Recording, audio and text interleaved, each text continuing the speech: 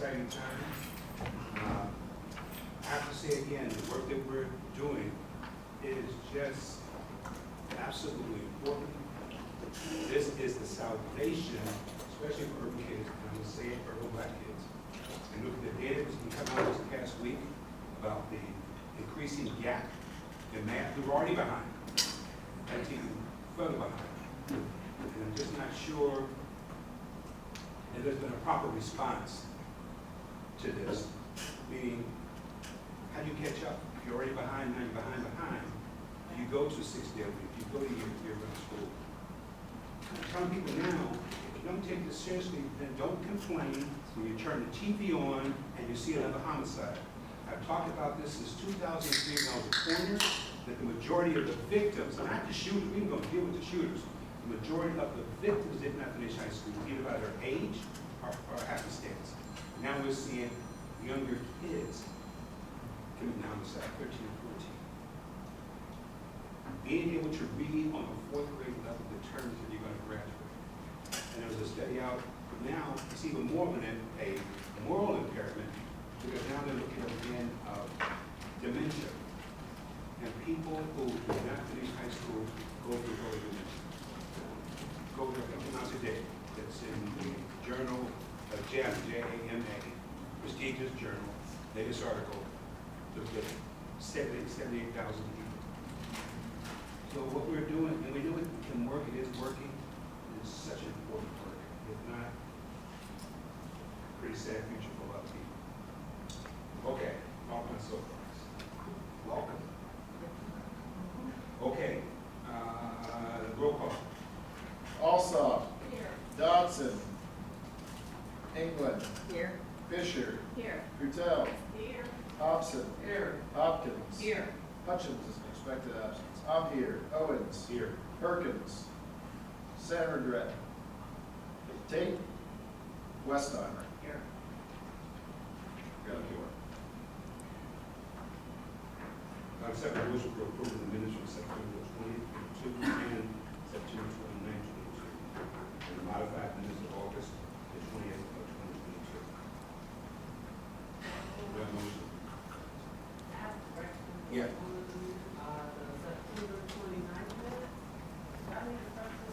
Yeah. Yes, please use the mics for the recording so we make sure we have it. When the light comes on, mic is on. I have a correction to the September 29th meeting minutes. I was there at that meeting, marked me absent. Okay. We'll correct that. Thank you. Any other corrections? None that I thought you were going to break with that, but also correct. Yours is more important. I looked Yeah. there. She That's looked all. like, no, she was over She was over there saying,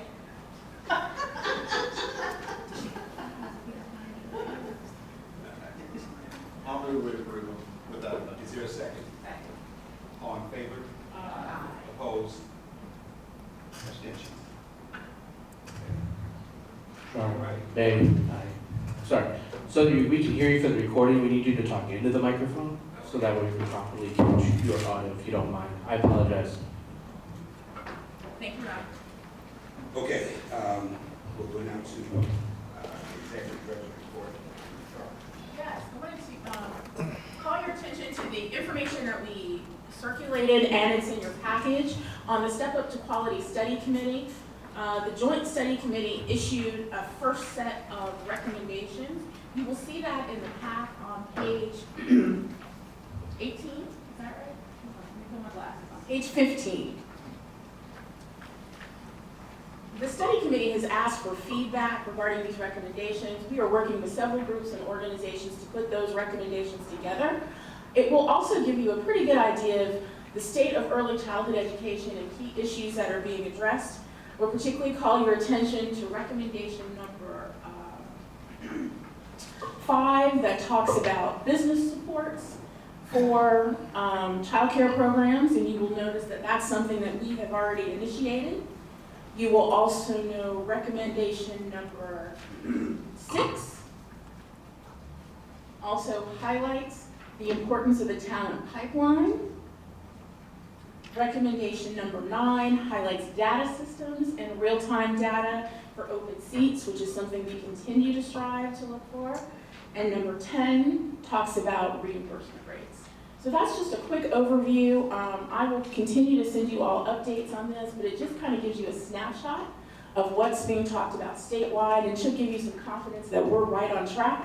There is no issue in here that we haven't addressed in terms of our evaluation, looking forward in our strategic plan, or what you're going to see in our goals and objectives that are outlined for our strategic direction forward. So just kind of wanted to highlight those all for you, and those numbers are the ones that we will really be focusing on, as again, that is reflected in our strategic plan. I have a question.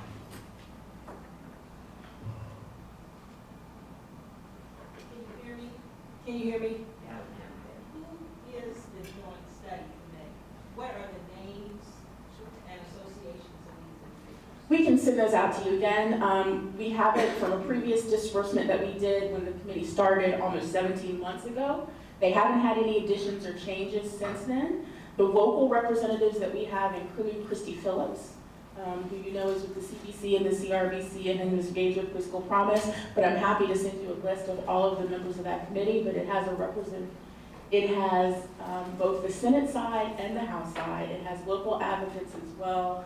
It has the executive director of Okra sits on there as well. There are family child care providers, but it is a pretty well-rounded committee that was appointed to do this joint study committee work, and they have had a series of almost 9 hearings where they've invited stakeholder groups and members of the public to inform their work.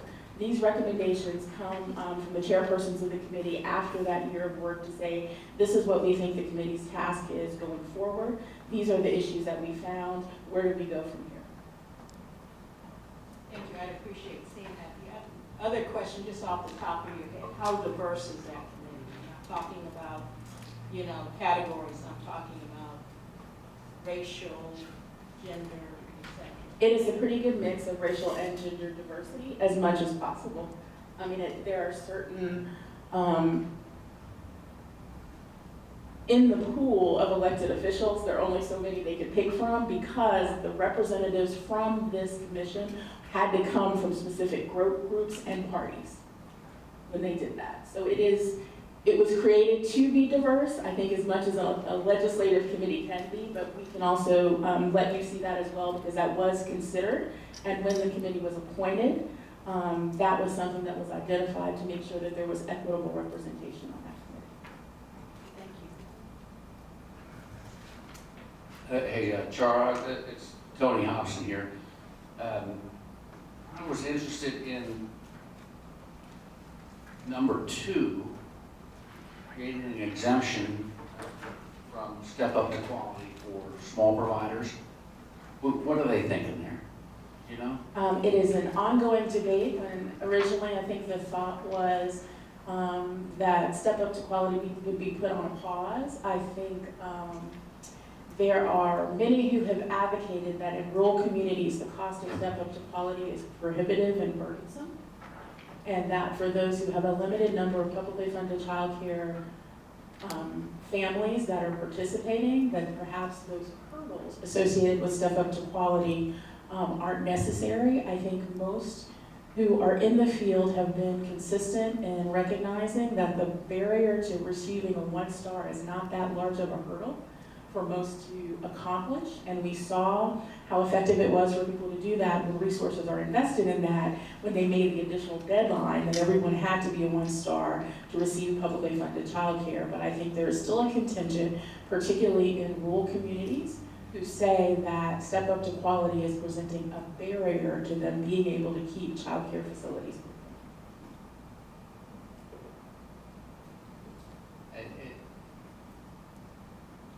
I guess that's the big debate, right? Whether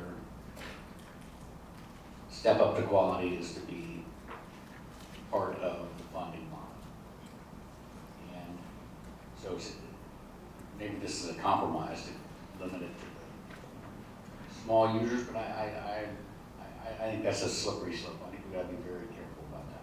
I think there are a lot of things in here that reflect a compromise in their first level recommendations where they're asking again for feedback, and I think most have been very consistent in saying we are sure and the evidence shows the value of quality how quality can be achieved and a clean streamline to do that, but I think there will always be a contingent that finds it not only costly, but inconvenient.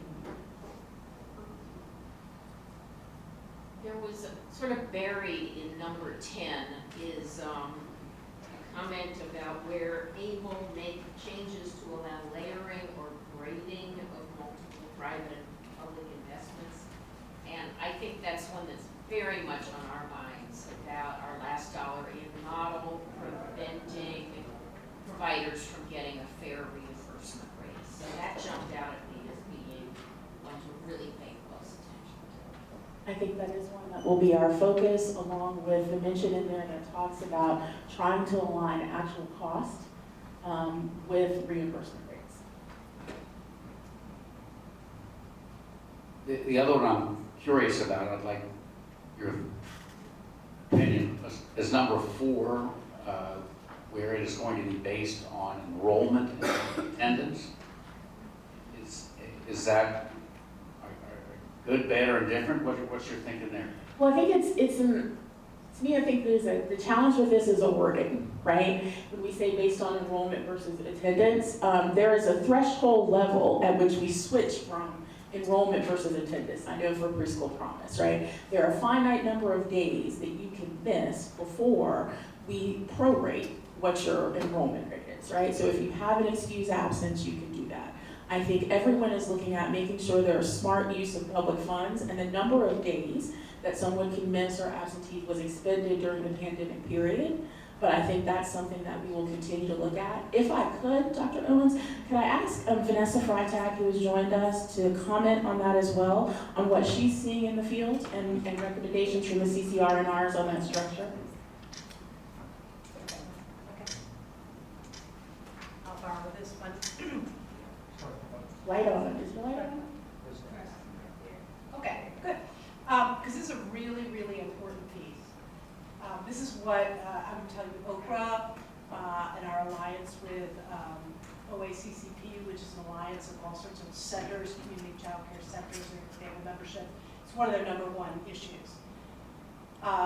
There is an imbalance in how community child care is paid. So if you were to take a preschooler who is sitting in a very fine CPS preschool seat, and they were to walk across the street and enroll in a very fine preschool program with a community provider, how CPS gets paid and how the community provider gets paid are 2 totally different things.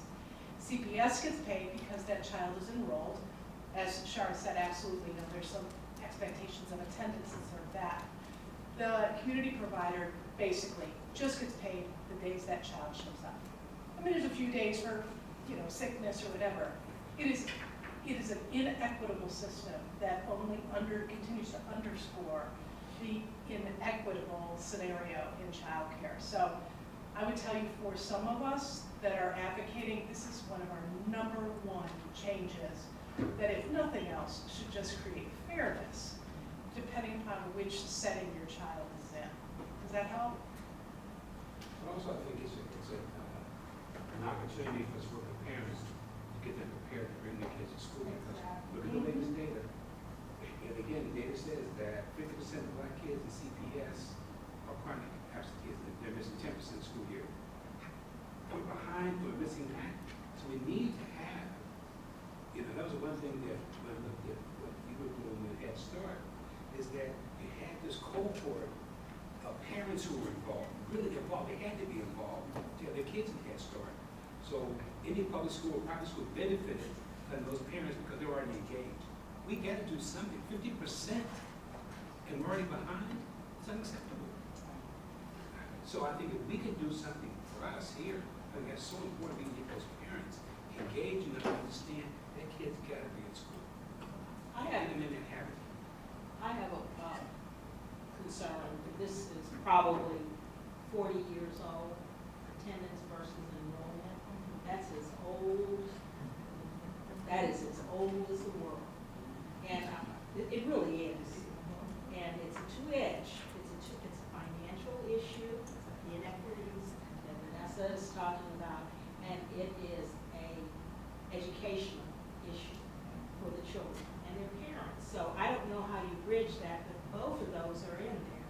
And I appreciate the need to level that financial playing field, but there's still an imbalance with the issue of getting if your child doesn't go to school, unless you're homeschooling them, they are not going to learn in school. That's a big issue. You gotta get the babies ready when they're in preschool. You know, when I started Project RAD, we chose 4 of the both schools with the course record, we wanted to be able to truly show we had real improvement. There could be no doubt that the scores went up. We had a problem with Heroin at that time with the attendance. We bought a $100 girls' bike and a $100 boys' bike. We put it up in the main hall on the wall, high up, and told the kids they had to be in school 92% of the time in order to be part of the lottery to win the bike. And guess what? Attendance went up. Kids were forcing their parents to get them there on time in the school. So we got to do this simple, that's a $200 investment, change that whole school funding. I want to add that the system of paying on attendance is a stick approach. The idea of a bike, the idea of some of the things that Shar and I have talked about and is in her strategic plan are more like carrots. And I think we're going to get a lot farther on addressing the attendance issue with carrots than with sticks, given that if the parent doesn't show up with the kid, the center still has to pay rent, has to pay the teacher, has to pay every single expense. So it really isn't an effective, I mean, yes, they will be more motivated to get the parent there, but it is a terrible way to do business. You can't do business that way. So we worked hard with Preschool Promise to not have as rigid a model as the government funds, but still, public schools, Head Start, others are all on an enrollment basis, and the rest of the child care system needs, the early childhood preschool system needs to be on. And what I would say is that one of the answers could be putting the money again with the slot as opposed to the child. So when the money is with the child, it's gonna follow the child. So if the child is at CPS and go across the street, those dollars go. But when the money is funded for a slot, the provider responsibility is to fill that slot, because the money gonna be there continuously, and it'll take care of those issues, still having to pay teachers, pay gas and electric, because the funding is not gonna be pulled because that child is not enrolled. So that's another way to look at a possible, now Head Start does it that way, federally, but when the state program, the dollars follow the children. I would say there's several strategies that we're kind of looking at that encapsulate what you've all said. I think the slot model that Head Start uses is attractive, but we would kind of call it the classroom model, to look at that a little bit differently.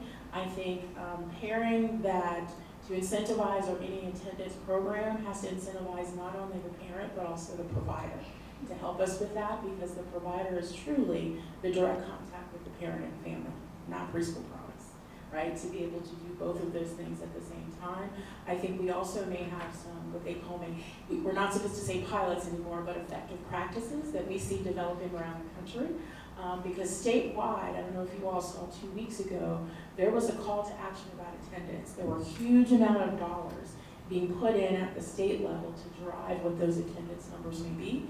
You will see one of the primary objectives for our strategic plan is to launch and implement an attendance pilot. And when Finance and Audit Committee considers our unspent funds policy, there also is significant funds in there to launch that attendance pilot as well. So we're looking at all that. If anybody finds best practices for that, we're looking at what's being done, again, in public school classrooms, what's being done around the country to try to drive that. But we will take all of this information back as we try to design that pilot, and promise you that before we get to the end of this fiscal year, we will be launching that pilot on some assignments to try to drive that.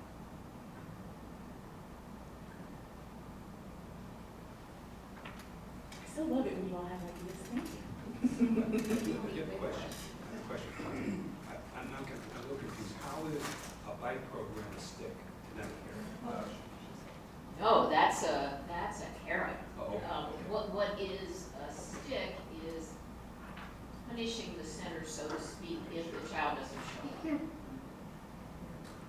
Yeah, I think we also have to look into some of the barriers because we're not making an investment in what some of those parent barriers would be. And I think the most telling one is, again, transportation, right? How do we look at that? And we're fortunate that thanks to the Village Preschool in Anderson, we have a little bit of funds, private funds, to try a transportation pilot if that is a barrier for some parents at some sites. Now, in CPS right now, if I'm in a charter school and I leave there in November, money doesn't follow me right back to CPS. So we'll be able to change the whole system to get this done.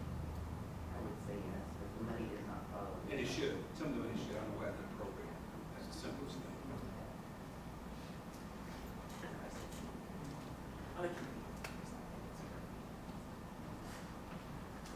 Okay.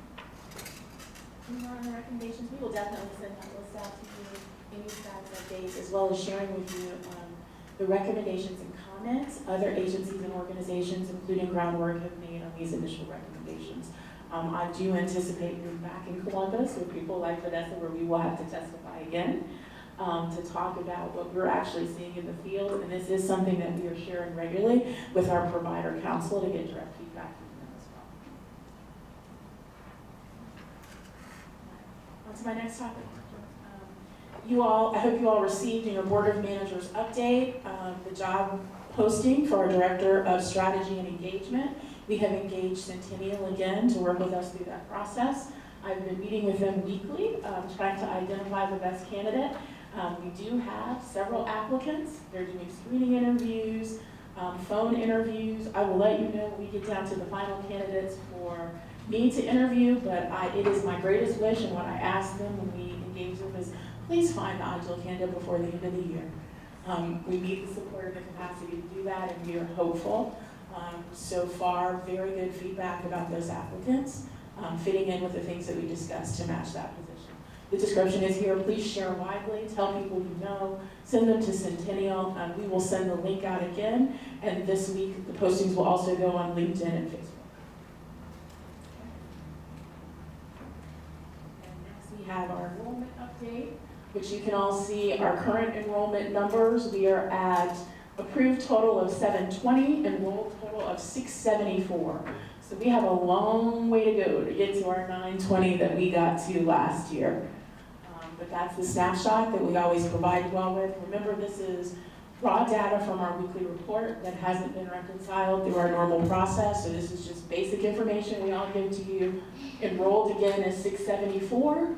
And approved total is 720. I also want to acknowledge Brandy in the back of the room with Metrics, who is doing the heavy lift on this with our enrollment and outreach team to make sure that these applications get processed, that we drive that pending number down. You will see it's now at 72. It was as high as 180 when we started to make sure that we follow with those pendings and get students enrolled. So. And lastly, the good stuff, right? So in preparation for our dashboard that we always do for you all, I have prepared for you our strategic goals and objectives, and that's this big sheet. Similar to what we've done in previous years, we've identified what the objectives are that match up with our strategic goals. During our strategic planning process, we had 3 very specific goals. We've then drilled down to the objectives that were also from the strategic planning session. We've told you the key measures that we think we're going to use to identify our progress on those measures, the initiatives that drive them, our learning and facts not only from our year 4 and 5 evaluation, but other research in the field and brought together. So you will see this is kind of the overview. I'm asking that we all review this as we've done in the past at this meeting. Then at our November meeting, we will finalize with the dashboard and have all of the metrics for you as well. I took to heart the advice that you all had when last year you said 10 goals were too many, 10 objectives, so we've narrowed those down. The new ones you'll see on the first page under the every family having a successful preschool experience. Number 2 is talking about the attendance pilot that we mentioned, and also developing a plan to ensure that the special needs of every child are met. Those are our 2 key new objectives on that. You'll notice on the next page regarding goal number 2, high quality drives all preschool endeavors, you'll only see number 1 and 3 for the objectives because the number 2 objective that we agreed to on the strategic plan has a date of 2024. So we're not prioritizing that for this year because we have so many other things on the plate. You will also know that the Developing a Community Partnership Plan also had a 2025 date, but because we've made so much progress on that already and have those partnerships in place, we wanted to share that with you as well and not cut those off just to get an early start in developing that plan and those partnerships as well.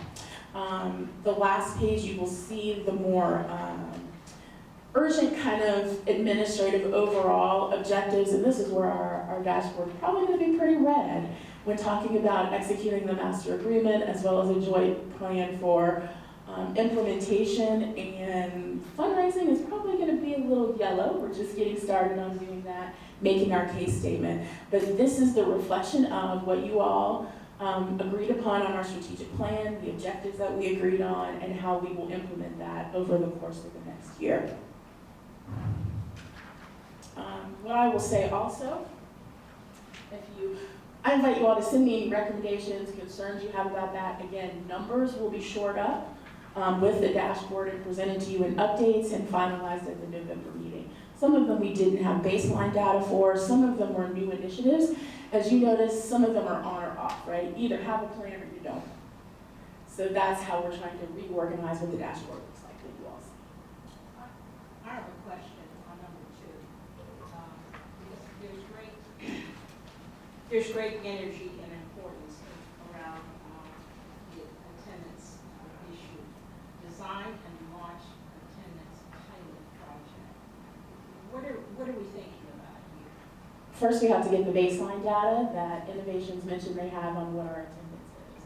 The second is, again, looking at an attendance pilot when we see where we are, talking to providers and giving feedback on what they say their attendance barrier is.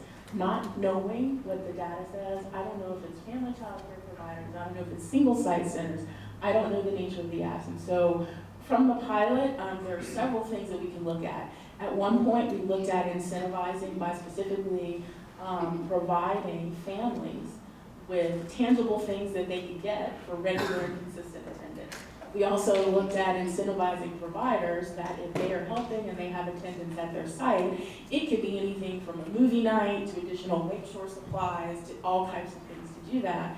But also, as we talked about, if a provider, who several have shared with us, they feel that their parents' family's primary barrier is a transportation one, how do we design a transportation pilot losing those funds from the village preschool to address that?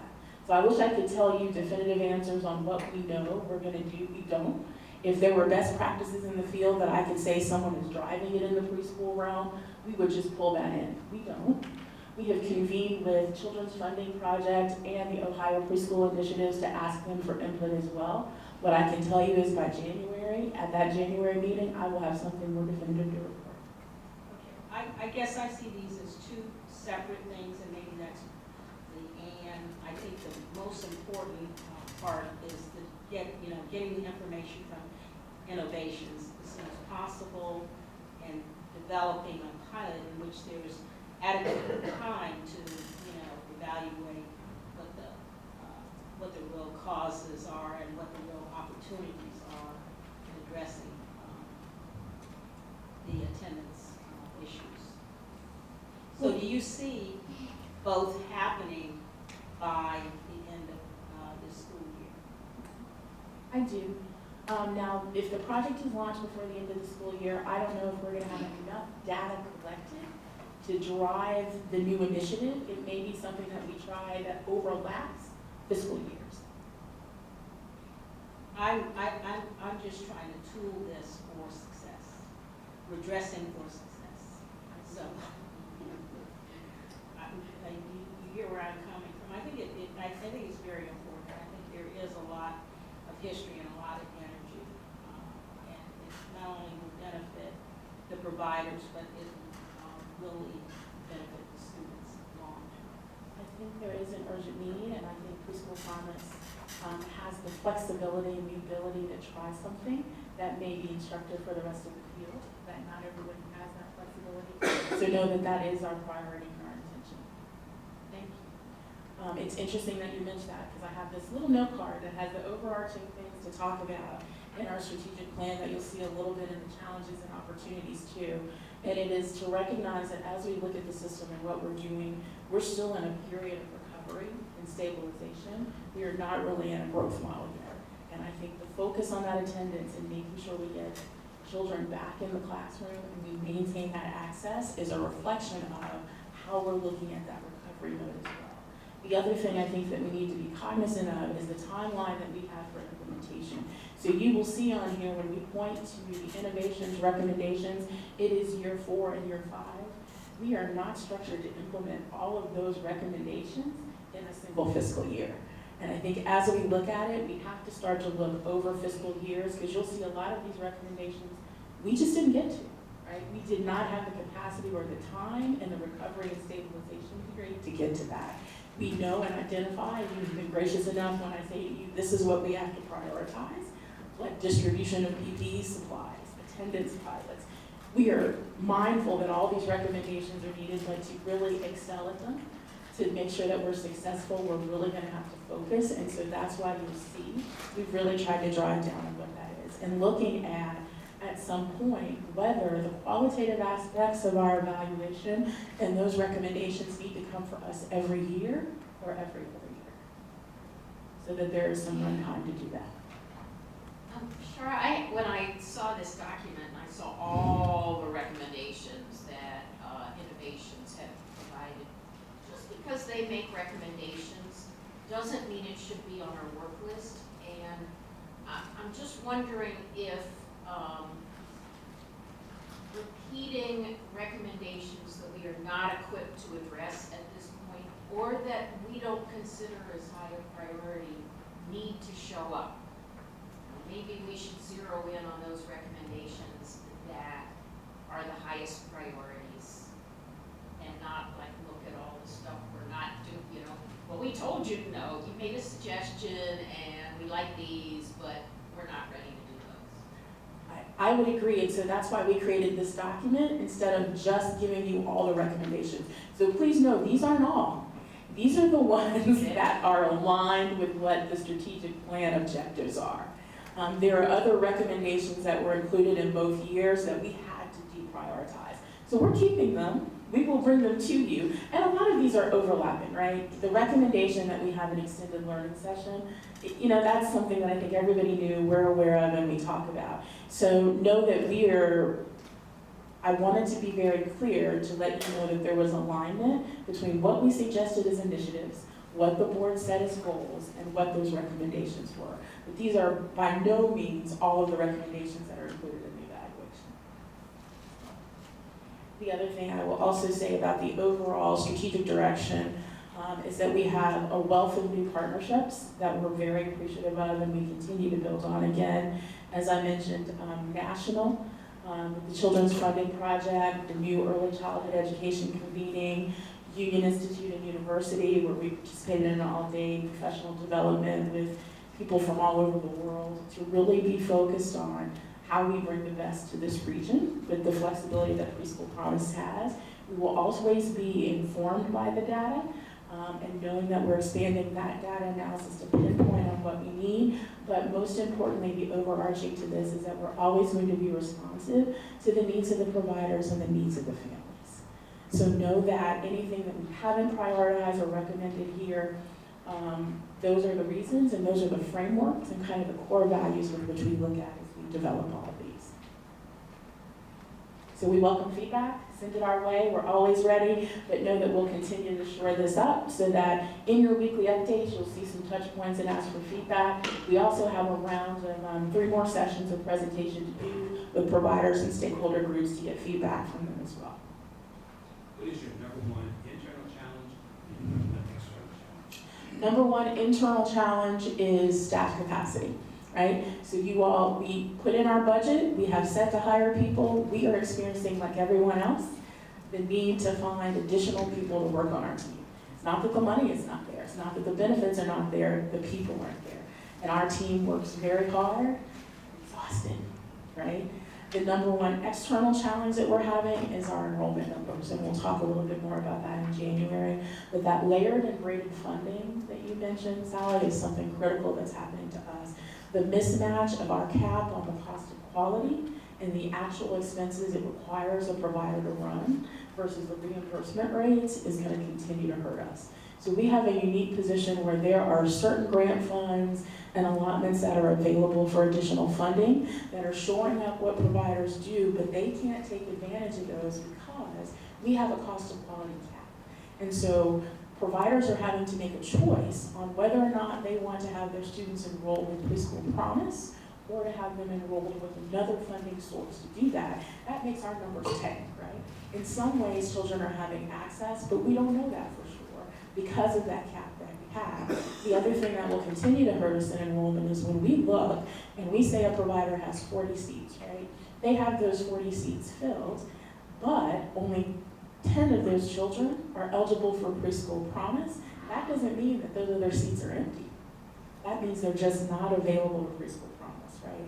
And it may be children who their parents work in the CPS footprint, but they live 30 yards outside, right? So those are the situations that we start to see. There will continue to be a constraint on the number of available seats and people sitting in those seats as long as there's that mismatch of money, and long as there is that struggle and the seats are constrained, okay? So our outturn challenge is to maximize to provide access. We have to be innovative in how we do that. We have to look at every single thing. And so I'm pleased and thankful that Cost of Quality has agreed to kind of take on some of those challenges as we look to the new strategic plan meeting tomorrow to help us try to figure that out. And I think, can I say one more external challenge? I am fearful, and if you ask me what kept me up at night, it is what's going to happen at the end of 2023 and the end of 2024 when all of the ARPA funds and the stabilization grant funds are gone. Because when you have providers that have been shored up with an extra $10,000, $15,000 per year, and that's suddenly gone, I don't know how you plan for that because there are no other opportunities to generate comparable revenue. When you've been paying someone heroes pay, which was, everyone is appreciative enough of it, but it still wasn't enough, right? It's still not matching up to what Amazon is paying. When that's gone, then what happens to those few people that were left in that pipeline? And all of our current pipeline strategies, most of them are looking at people who are ready to work 2 years from now, 3 years from now, and we're going to have to tell them the heroes pay that people got that you may have thought you were going to get during this process, that's not available. So Preschool Promise is going to have to be there to try to catch that, or we're going to see a flip in our system. We're going to see the progress that we've made gone. So how do we plan for that? And Hey, Char, I back on attendance. I have heard of a very successful program that you utilized free bikes. So you may want to put that down on your. all right, now if you all see me on Facebook at Walmart with some bikes, put them in the back of the car, everything's on the up and up. It is for an attendance pilot. I think that's a good idea. We will try that out. You will also see a summary here of additional challenges and opportunities, which is basically the summary of the things that I highlighted for you and the strategic questions that we'll be keeping in mind as we implement the 2025 strategic plans. The staff came together, our stakeholders came together and said, these are really the key issues that we're going to be trying to address with this work plan. Also wanted to remind you all that Ohio State is having and Crane is having their child care symposium virtually on Friday. We will send out a reminder for that again if anybody would like to participate.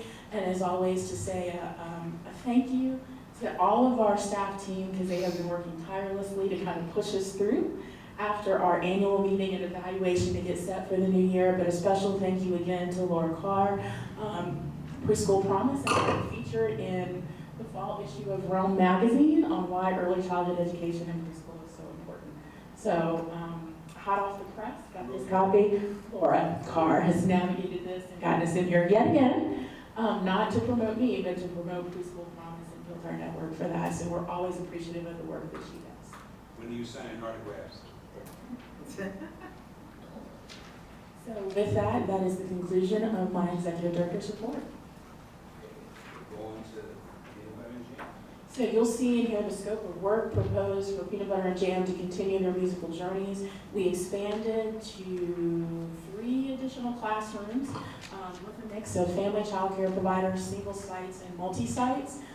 This is the scope of work again for the once-a-week visits in each of those classrooms through the end of this fiscal year.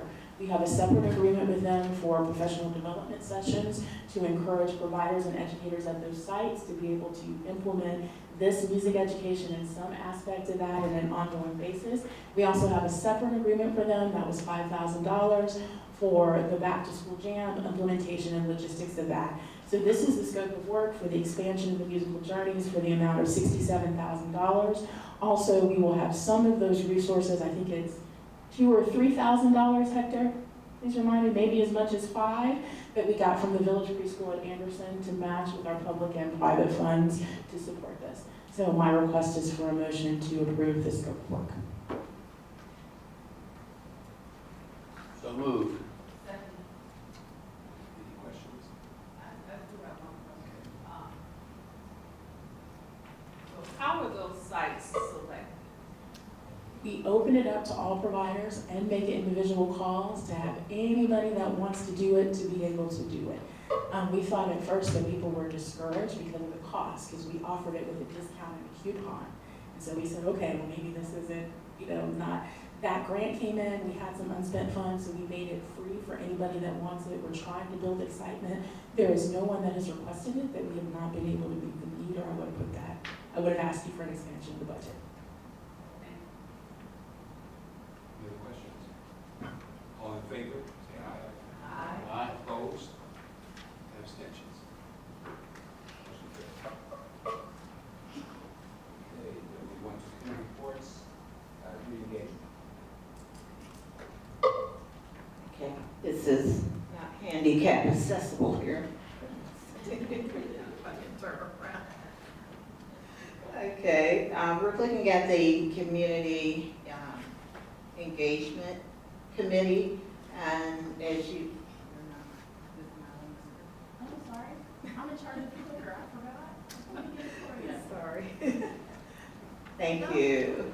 Okay, looking at the campaigns that we have here in front of us, the Do You Know series and the preschool chat are the ones that really go out into the parents and the providers with information about early childhood education, some of the things that they may want to know about health and education for the early childhood child and for their families.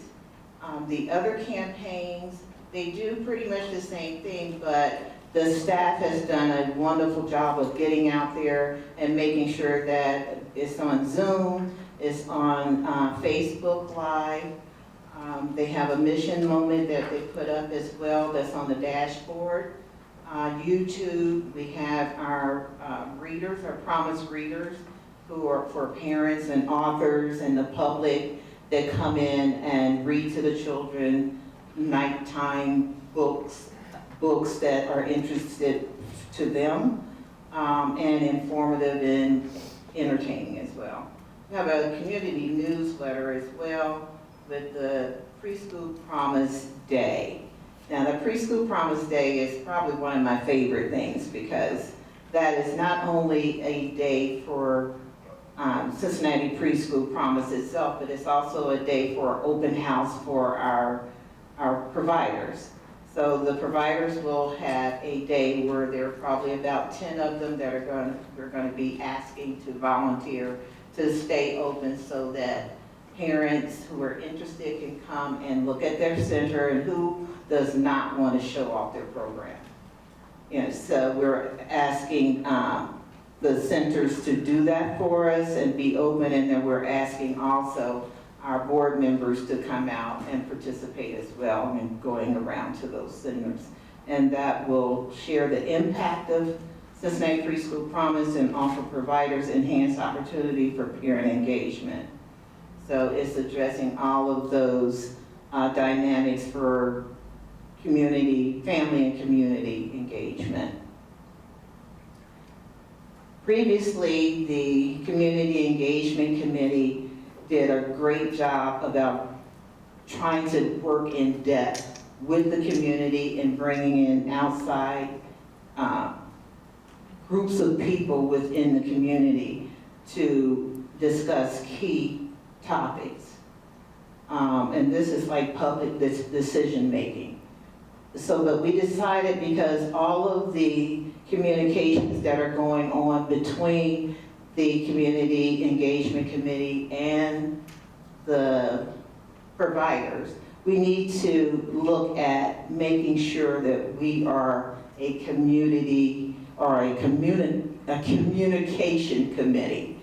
So we did talk about changing the name from the Community Engagement Committee to the Communication Committee, because we want to be responsible for developing and updating and monitoring the board's communication, the policies, social networking accounts, electronic discussion as groups, as well as recommending new ways for the board to communicate with its stakeholders and other interested parties through an alternative media.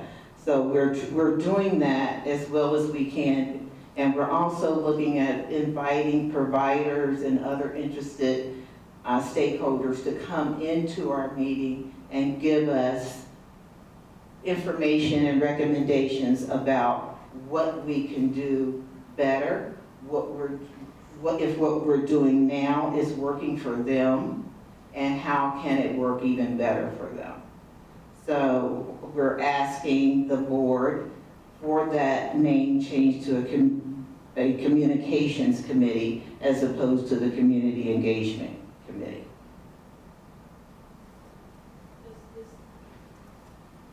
Is that a request for action? Does that require action on the part of the board? And what's the relationship with that to our government?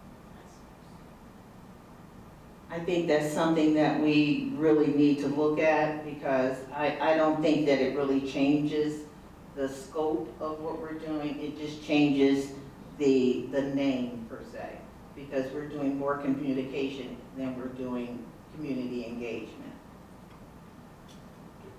So do we call it community engagement in our bylaws? Yes. Yes, we do. Okay, so then it will require us making that change as a recommendation to change the name from, community engagement to communication. So we'll have to flow first. Yes. Uh-huh. And we have a meeting on that, you have it. I hope it's re-advertised, if it's not. So that will go before the governance committee for the name change from community engagement committee to the communication committee. Tell Jacob to come to that meeting. I would take care of it, the logistics. I think when I heard the feedback from the community engagement committee meeting is to kind of get a feel and a read from the board. And if there was some interest in that and supporting that recommendation from the community engagement committee, we would then take it through the process of governance and bring it to you. So again, what are you asking for? Anything Just a name change. from this body? From this body. It's just, And Well, we'll go to the just to feedback. governance. it's just Yeah. information. Just information now, and then it'll go to the governance committee. Okay, thanks. Unless someone had a strong objection, we should voice it. I don't have an objection, but I think it's an opportunity to make sure that whatever is in the governance principles now for that committee is in alignment with where the committee will ultimately go. So while we're opening the door, let's just get it all nice and cleaned up and pretty, and then bring it back and vote. Right. Thank you. With, kudos to Debbie, I think that has happened every year or every couple of years, looking for places we might not be operating in alignment with the governance principles. So Right. it's an important thing to keep looking at it and make sure we do what we say we're doing. And so we carry on the promise. Well, Thank you. CPS update? I'll make this real short because I see you go to executive session next. Just our priority also, as you know, our superintendent is attendance. We'll be focusing with Shara and her team on our transition because we do want to meet the children that are in the centers in the preschool promise facilities to join us in kindergarten. Our current total enrollment, we have 2,200 seats. We currently, as of today, in real time, have 1,970 students in our power school system attending school. And out of that, all those funding sources, 955 are expansion dollars, with 866 students being full day and 89 being half day. And thank you for letting me do the report. Any questions? So you have 1,900 enrolled and funded for 22 We have funding across all of our funding preschools? sources. So we have 701 Head Start that are filled. We have 529 ECE grant seats that are filled. And we also have expansion dollars, which that is continual, along with, we have tuition paying families and Title I dollars. So the 1970 is all those funding sources. Thanks. Can I just say for newer board members, that expansion dollars are what we call preschool promise dollars. Thanks, Alex. And so total preschool enrollment in our region here would be our, 724 that we fund, plus 1,900. Well, if you're talking expansion dollars, it would be the private providers and us together if you want to look at a big picture. But I would say there's more children out there because we are still enrolling every day. So I would hope that we could get between all of us, I would love to see 5,000 seats that we were able to fill. Because the children are there. We saw this year an increase in our P4 students that had sat out during COVID. Now they're doing their first year. And then we saw an influx and a growth this year of P3 students coming in. So it's been kind of a different type of year with ages and experience of the children. Because I think families are now getting to the point with all of us where they're trusting and getting out more and. Yeah, I think it's, Tony, I hope that we can give you an overall picture of the students that are out there. We also have some new information from OEJFS that has shared with us now our neighborhood analysis. We're also doing an update on our census data, but I think it's important to, when you look at the numbers, when you see our enrollment, to remember, we're a funding source, right? So when you look at all of the children that we touch, it looks a little bit more like eligibility, right, in the actual preschoolers out there. We're a funding source, so our enrollment numbers are only based on last dollar in, the children that may need that, and that's decreased even though a very small amount, when they start to waive copays. So all of the children that we were only doing copays for, those dropped off of our enrollment rolls, right? Because we measure by funding source. And also, we've seen an increase, and I'm sure you all have too, we've seen a definite increase in our English language learners.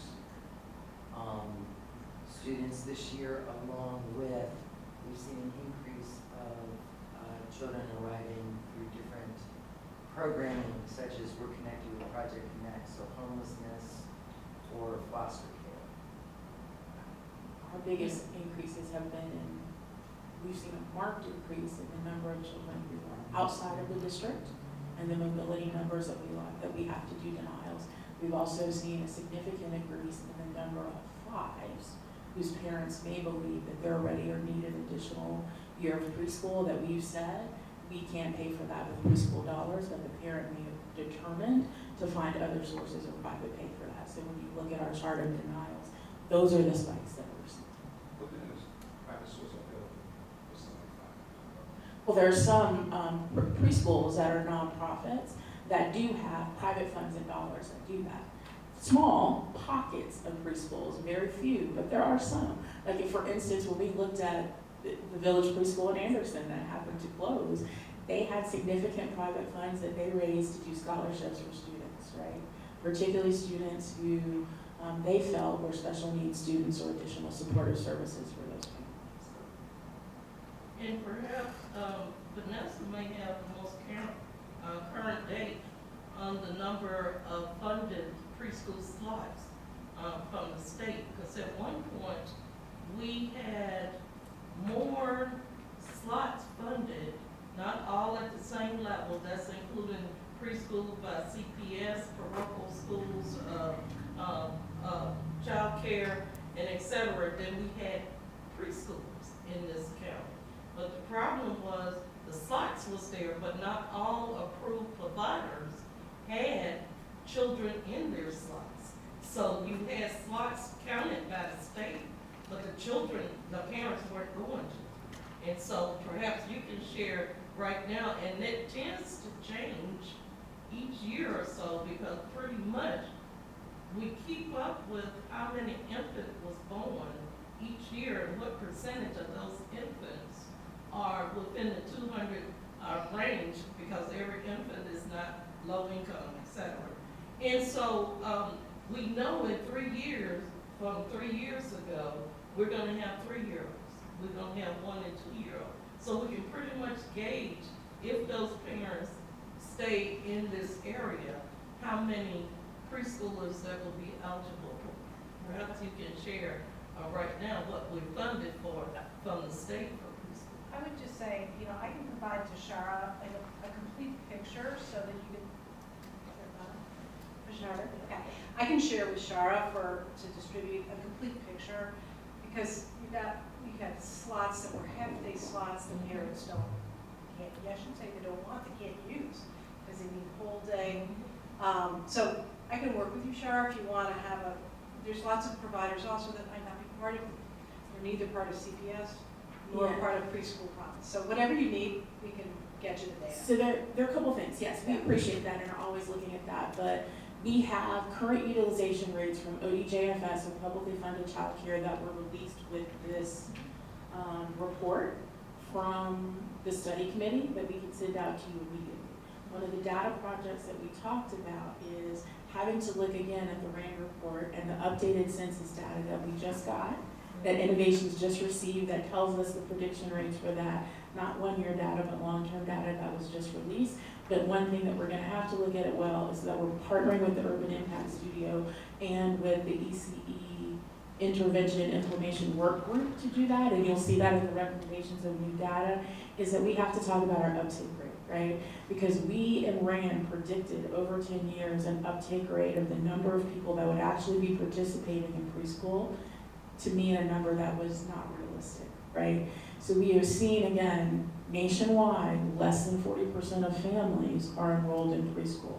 We've been lucky in the preschool promise that we've seen a dip in the teens of people that are doing it, but to have a projected 10-year out in RAND of the number of people that will be taking advantage of preschool at anything ranging in 73 and 74%, I don't think is realistic.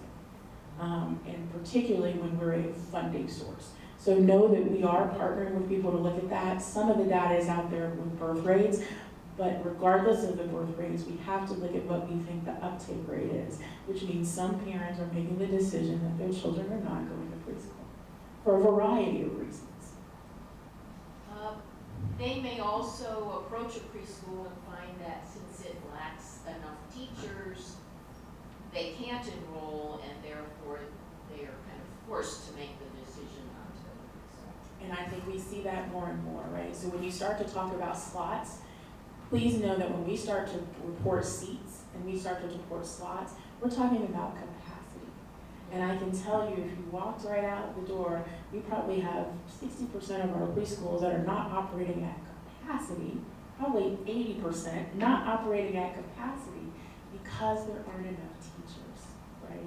So we've invested, we talk about these slots, we have 3,000 seats, And there are only so many calls, as Sally said, that a parent is gonna make when they say you have to be on a waiting list and we have to do these other things that, a parent may decide they have to find alternatives, right?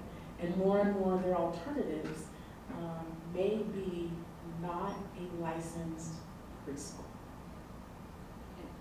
And One of Sean, the other pieces there too is when preschool can't meet the needs of the working families. And so if your preschool is a morning preschool, if your preschool ends with the school day, that doesn't work for a lot. You then have to figure out other. or if your alternatives. preschool pays you for 6.75 hours, but your family's there for 9. Yes. And Shara, also the preschools are opting not to even have a waiting list now. You know, so it's not an Yeah. option. We won't be expanding.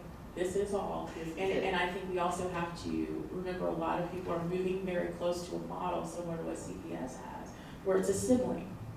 If you know you have a family member coming in the next 3 to 1 months, they're probably gonna hold that slot for you because they know you're gonna have that family for the next 4 years, right? And the siblings in that slot. So don't underestimate.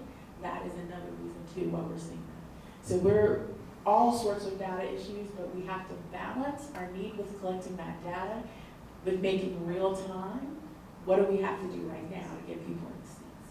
Because the data tells us one thing to get a big picture, but when I have 10 providers calling me in a week saying you gotta help us because I'm turning families away, or I have empty seats, but your empty seats are on the west side and the families that I have that need it are in Avondale, those are immediate problems we have to try to fix.